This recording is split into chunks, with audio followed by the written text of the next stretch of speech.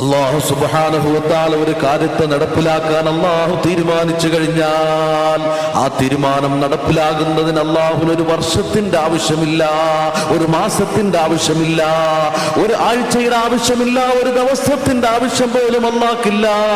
ഇന്നമാ അംറുഹു ഇദാ അറാദ ശൈഅൻ അൻ യഖൂല ലഹു കുൻ ഫയകൂൻ. അല്ലാഹു തആല കുന്നെന്ന് പറഞ്ഞാൽ ആ കാര്യം അവിടെ നടപ്പിലാകുകയാ.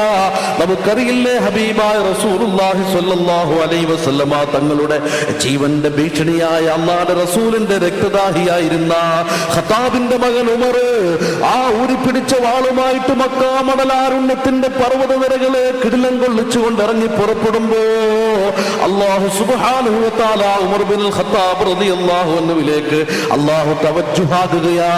അതോടുകൂടി ഉമർ റളിയല്ലാഹു അൻഹു ഇതാ അല്ലാഹുവിന്റെ റസൂലിന്റെ മിത്രമായി തീരുകയാ. ശത്രു ഇതാ മിത്രമായി തീരുന്നു. ഈ ഉമർ ബിൻ ഖത്താബ് റളിയല്ലാഹു അൻഹുവാണ് വീണ്ടും വാളങ്ങോട്ട് ഊരി പിടിച്ചുകൊണ്ട് പറഞ്ഞത്, എന്റെ ഹബീബായ നബി തങ്ങൾ അങ്ങാണം വഫാത്ത എന്നാരെങ്കിലും പറഞ്ഞാൽ ഈ വാളുകൊണ്ട് അവനെ ഞാൻ തലയെടുക്കുമെന്ന് പറഞ്ഞിട്ട് ഒരു കൊച്ചു കുഞ്ഞിനെ പോലെ അല്ലാഹുവിന്റെ റസൂലിന്റെ വഫാത്തിന്റെ വാർത്ത അത് വിശ്വസിക്കാനാകാതെ ഉമർ ബിൻ ഖത്താബ് റളിയല്ലാഹു അൻഹു അത്രയും വലിയ ആശിഖ് റസൂലായി മാറിയെങ്കിൽ ഈ മാറ്റിയതിന്റെ പിന്നിലുള്ള മന്ത്രം എന്തെന്നറിയുമോ? അത് അല്ലാഹുവിന്റെ ഇന്നമാ അംറുഹു ഇദാ അറാദ ശൈഅൻ യഖൂല ലഹു കുൻ ഫയകൂൻ.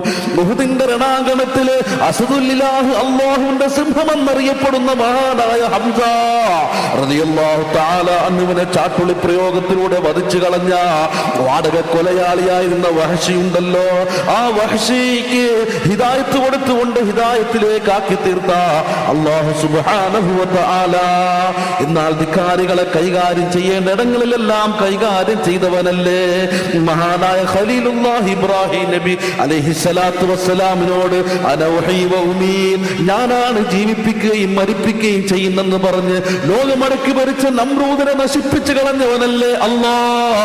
അന റബ്ബുക്കുമുൽ അഅ്ലാ എന്ന് പറഞ്ഞുകൊണ്ട് അഹങ്കരിച്ച ഫിർഔൻ തന്റെ അധികാരം നഷ്ടപ്പെടാതിരിക്കാൻ 10,000 ചോരക്കുഞ്ഞുങ്ങളെ അറുകൊല ചെയ്ത ഫിർഔൻ, ആ ഫിർഔനെ തകർത്ത അല്ലാഹ്.